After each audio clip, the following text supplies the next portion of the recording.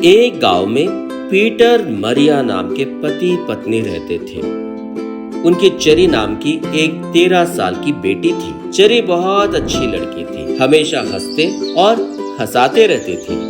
एक दिन सब मिलकर कार में बाहर जा रहे थे कि कार का एक्सीडेंट हो जाता है। उस कार एक्सीडेंट में चेरी की माँ मरिया की मृत्यु हो जाती है, जिसके कारण चेरी बहुत रोती है। वो नहीं है अब, इस बात को वो हजम नहीं कर पा रही थी, खुद में ही बहुत दुखी हो रही थी, जो देखकर पीटर को कुछ समझ में नहीं आ रहा था। चेरी को कितना भी समझाने पर उसका दुख कम नहीं हो रहा था। एक दिन पीटर के पास उसका दोस्त रॉबर्ट आता है। पीटर अपना दुख अपने दोस्त रॉबर्ट को बताता है। तब रॉबर्ट ऐसा कहता है, तुम्हारी बात पूरी सुनने के बाद एक फ्रेंड की तरह तुम्हें एक सजेशन देता हूँ। फिर से शादी कर लो। तुम जो भी कर लो, एक पिता का प्रेम दे सकते हो पर एक माँ का प्यार नहीं। और इस उम्र में तुम्हारी बेटी को एक माँ की जरूरत बहुत होगी। उसे अच्छे से समझाता है, जो सुनकर पीटर बिना कुछ सोचे अपनी बेटी के लिए केट नाम की औरत से शादी कर लेता है। पीटर केट से ऐसा कहता, देखो केट, मुझे मेरी बेटी बहुत पसंद है। मुझे तुम ठीक से ना देखो तो भी चलेगा, पर मेरी बेटी का अच्छे से ख्याल रखना होगा। कहता है, आपकी बेटी क्या? चेरी अपनी बेटी है। आपको मुझे इतना बताने की जरूरत नहीं है। आज से उसकी देखभाल पास रहकर करूंगी। कहती है, जो सुनकर पीटर बहुत खुश होता है। तब से चेरी की देखभाल केट ही कर रही थी। चेरी भी केट को पसंद करने लगती थी। पीटर भी उन दोनों के साथ बहुत खुश था। अपने मन में सोच रहा था, दूसरी शादी कहने पर न जाने कैसी पत्नी आएगी। सोचा था वो मेरी बेटी को ठीक से देखेगी या नहीं का टेंशन हमेशा लगा रहता था। पर केट मेरी बेटी की देखभाल करते हुए देखकर मैंने सही किया लगता है। अपने मन में सोचते हुए बहुत खुश हो रहा था और वहाँ से चला जाता है, जो देखकर केट मन में ऐसा सोचती है, ओहो, मैं इसकी बेटी का ख्याल अच्छे से रख रही हूँ। देखकर खुश हो रहा है। उस बेचारे को पता नहीं ये सिर्फ 2-3 महीनों की बात है। मुझसे ज्यादा इन्हें अपनी बेटी प्यारी है। अगर ये बेटी ही ना रही तो तब मेरे सिवा और किसी से प्यार क्या करेंगे? मन में सोचते हुए मुस्कुरा रही थी। अगले दिन चेरी नींद से उठकर केट से ऐसा कहती है, माँ, मुझे दूध चाहिए। पूछती है। केट पीटर का घर में न होना देखकर चेरी से ऐसा कहती है, सुबह सुबह आ गई हो ग्लास लेकर?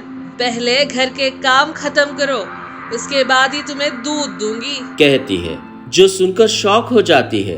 केट से कहती है, क्या माँ ऐसे बोल रही हो? मुझे ये सब काम नहीं आते ना माँ, ऐसे अचानक मुझे बता रही हो। कहती है, जिस पर केट गुस्से में ऐसा कहती है, करोगी तो वही आ जाएगा। पहले जाकर सभी काम कंप्लीट करो और आज से मुझे मम्मी कहकर नहीं आंटी कहकर बुलाओ, समझ में आया? गुस्से में कहती है। बिना कुछ कहे चेरी घर के सभी काम करने लगती है। इस तरह उसे बहुत सताती थी। एक दिन केट खुद से बात करते हुए, अभी तो ये लड़की मेरी बात सुन रही है, पर किसी न किसी दिन अपने पिता को सब बता देगी। तब मेरी परिस्थिति क्या होगी? कुछ न कुछ करके बाप बेटियों को तोड़ना होगा। सोचकर एक प्लान बनाती है। एक दिन पीटर के पास जाकर दुखी होने का नाटक करती है। क्या हुआ केट, क्यों ऐसी दुखी हो? पूछता है, जिस पर केट रोने का नाटक करते हुए कहती है, कुछ नहीं है जी, मैं चेरी के जितना पास जाना चाहती हूँ, पर वो मुझे माँ ना बुलाकर आंटी आंटी कहकर बुला रही है। लगता है उसे मैं माँ की तरह नहीं लगती। कह रही थी, जो सुनकर पीटर केट को मनाते हुए कहता है, दुखी मत हो केट, दुखी मत हो। वो छोटी बच्ची है, थोड़े दिनों में वो खुद तुम्हारी अच्छाई समझ जाएगी, तुम्हें माँ कहकर बुलाएगी। कहकर समझाता है। अगले दिन चेरी हर रोज की तरह काम कर रही। पीटर को आता देख केट चेरी के पास जाकर ऐसा कहती है, चेरी, एक बार इधर आओ बेटी। प्यार से बुलाती है। तब चेरी केट के पास जाकर, बोलिए आंटी, क्यों बुलाया? कहती है। तब वहाँ पर आई पीटर वो बात सुनता है। क्या चेरी, केट तुम्हें इतने प्यार से रखती है और तुम उन्हें आंटी कहकर बुलाती हो? बोलो। गुस्से में कहता है। तब चेरी, ऐसा नहीं है पिताजी, केट ने ही मुझे ऐसे बुलाने को कहा था। कहने वाली ही थी कि केट चेरी की बात काट देती है।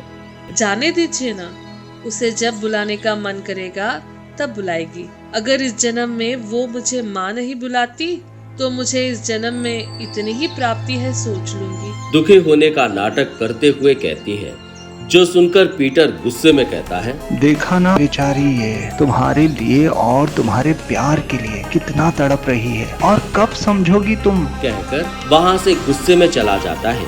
पीटर के जाते ही केट चेरी से ऐसा कहती है, देखा ना तुम्हारे पिता से तुम्हें कैसे डांट दिलाई। अब तुम मेरे बारे में कुछ भी बताओगी तो वो नहीं मानेंगे, इसीलिए चुपचाप मैं जैसा कहती हूँ वैसा करो, बोलती है। और कोई चारा न होने के कारण चेरी रोते हुए केट की बात सुनने लगती है। केट चेरी को स्कूल नहीं भेजती थी, हर रोज घर में ही रखकर घर के काम करवाती थी। एक दिन चेरी को बहुत बुखार आता है। बेचारी चेरी बुखार से कांप रही थी। केट के पास जाकर ऐसा कहती है, आंटी बहुत बुखार है, बहुत सर दर्द हो रहा है, प्लीज मुझे अस्पताल ले जाइए।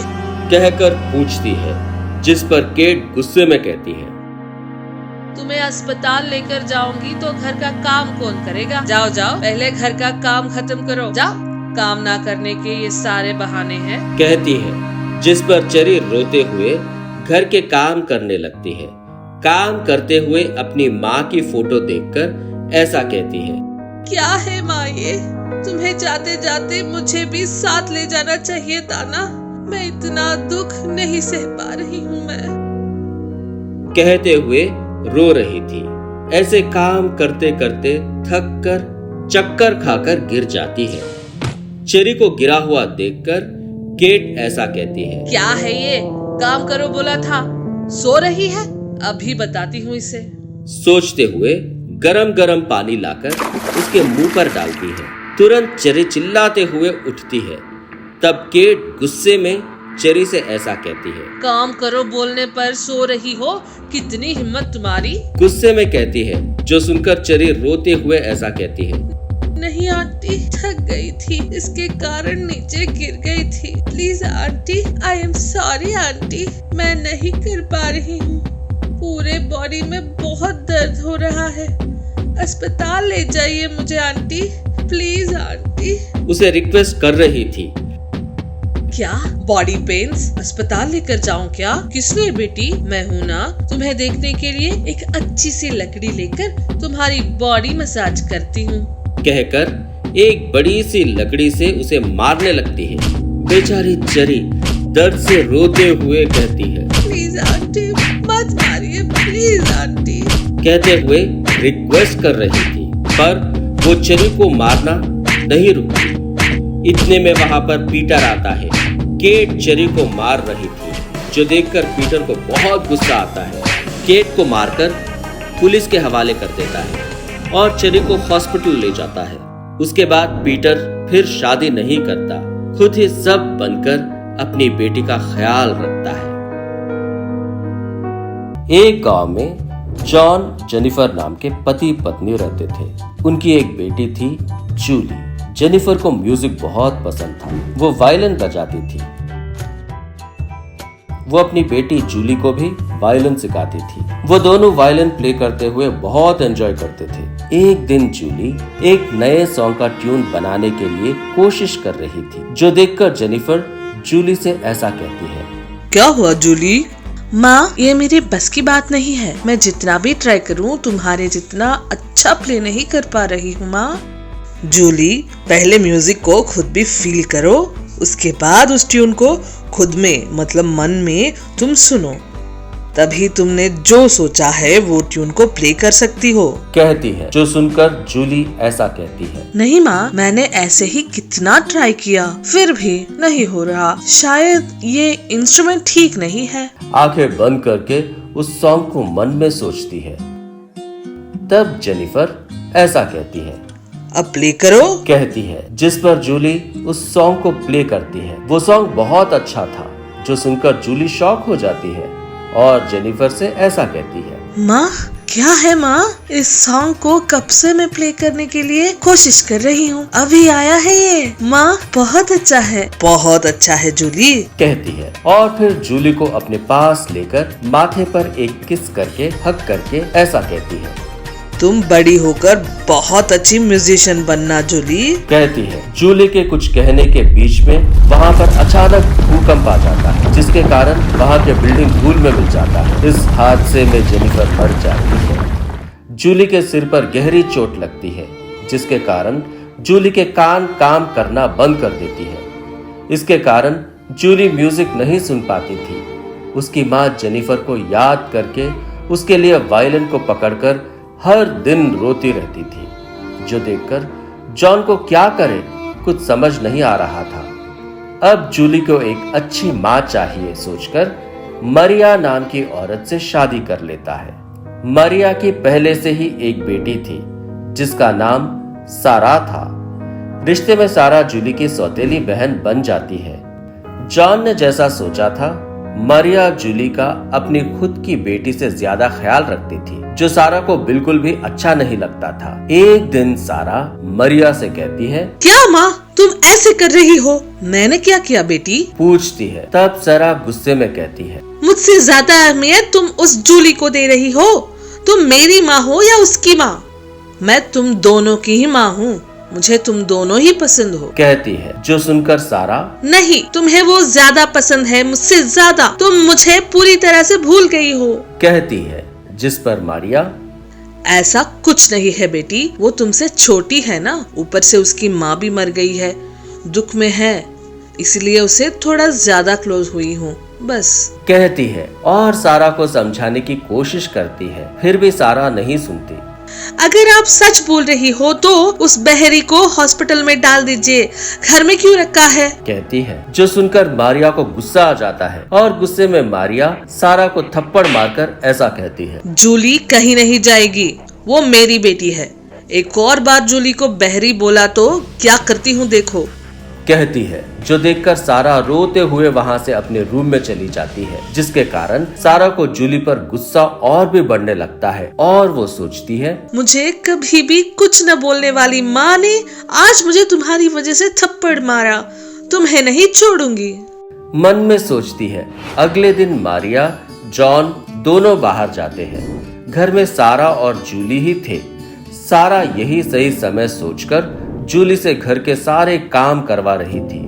वो खुद अच्छे से हॉल में बैठकर टीवी देख रही थी। अरे टीवी देख देख कर बोर हो गई हूँ, थोड़ी देर उसके साथ खेलती हूँ, सोचकर उसके कमरे में जाकर इशारों में कहती है, जूली जूली मुझे थोड़ा सा दर्द हो रहा है बहन, मेरे लिए कॉफी बनाकर लाओ ना, कहती है। जिस पर जूली ठीक है कहते हुए सिर हिलाकर कॉफी बनाकर सारा को देती है। सारा उस कॉफी को लेकर जूली के हाथ पर डाल देती है। कॉफी बहुत गर्म होने के कारण जूली का हाथ जल जाता है, जो देखकर सारा मन में क्या हुआ सोचकर जूली से ऐसा कहती, अरे अरे सॉरी जूली, बाय मिस्टेक गिर गया, रुको इस पर हल्दी लगाती हूँ, दर्द थोड़ा कम हो जाएगा, बोलकर हल्दी की जगह मिर्ची लाती है, जिसके कारण जलन के कारण रोने लगती। दीदी जलन दीदी, बहुत जल रहा है दीदी, कहते हुए रो रही थी, जो देखकर सारा मन में जलना चाहिए इसीलिए ही तो मिर्ची डाला है,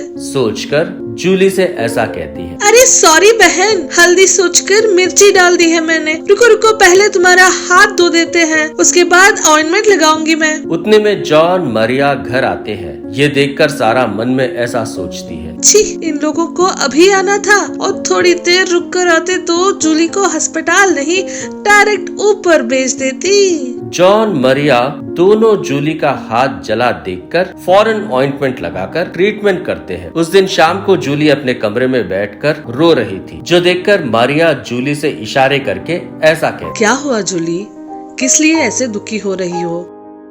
बहुत बड़े म्यूजिशियन बनने की कोई इच्छा मेरी नहीं, मेरी माँ की है। मरने से 1 मिनट पहले मुझसे यही पूछ रही थी। ठीक है कहने के पहले ही वो मर गई। अब इस कान से मैं म्यूजिक नहीं सुन सकती, प्ले नहीं कर सकती, कहकर रो रही थी, जो सुनकर मारिया बहुत दुखी होती है। तुरंत अपने कॉन्टैक्ट्स के सभी लोगों को फोन करके इस तरह अपने कॉन्टैक्ट्स में जानकर बेस्ट ईएनटी डॉक्टर के पास जूली को ले जाती है। वो डॉक्टर जूली को देखकर कान की मशीन देता है, जिसके कारण जूली को सब सुनाई देने लगता है। जूली बहुत खुश हो जाती है। उसके लिए इतना कुछ करने वाली मारिया को हक करके धन्यवाद कहती है। इस तरह वो फिर से वायलिन प्ले करने लगती। तब सारा का गुस्सा जूली पर और भी बढ़ जा रहा था। एक दिन जूली म्यूजिक कंपटीशन के लिए जाती है, जिसके लिए जूली ने बहुत प्रैक्टिस की थी। क्यों बहन, म्यूजिक कंपटीशन के लिए जा रही हो? पूछती है, जिस पर जूली ऐसा कहती। हाँ दीदी, नेक्स्ट परफॉर्मेंस मेरी है। ओह अच्छा, ओके ओके। अभी ये हियरिंग मशीन लगाया है ना, ठीक से सुनाई दे रहा है क्या? कहते हुए जूली के कान पर से हियरिंग मशीन निकालकर उसे तोड़ देती है, जो देखकर जूली शॉक हो जाती है। बुरा लग रहा है, मुझे भी ऐसा ही लगता है। तुम हर बात पर मेरी माँ के क्लोज हो जाती हो, इसीलिए उस दिन जानबूझकर तुम्हारे ऊपर कॉफी डाल दी थी और अभी तुम्हारी इस हियरिंग मशीन तोड़ दी। अब 2 परफॉर्मेंस बहरी कहीं की। डांट कर वहां से चली जाती है, जो देखकर जूली बहुत दुखी हो रही थी। क्या करे, उसे कुछ समझ में नहीं आता। हियरिंग मशीन के बिना गाना सुने कैसे बजाऊंगी, सोचते रह रही थी। तब उसे माँ जेनिफर की बताई बात याद आती है। वो याद करके उसने जैसे बताया था स्टेज पर जाकर वायलिन प्ले करती है। उसने क्या प्ले किया उसे सुनाई नहीं देता, फिर भी वो मन में प्ले कर रही म्यूजिक प्ले करती है, जो सुनकर लोग उस म्यूजिक को बहुत पसंद करते हैं। इस तरह कंपटीशन में जूली ही जीतती है, जो देखकर मारिया जॉन बहुत खुश होते हैं। म्यूजिक न सुन पाने पर भी इतना अच्छा म्यूजिक प्ले करके जूली के टैलेंट को देखकर सारा शॉक हो जाती है। तब से सारा जूली को पसंद करने लगती है। इस तरह जूली एक बहुत बड़ी म्यूजिशियन बन जाती है और ऐसे ही उसकी फैमिली बहुत खुश और आनंद से रहने लगते हैं।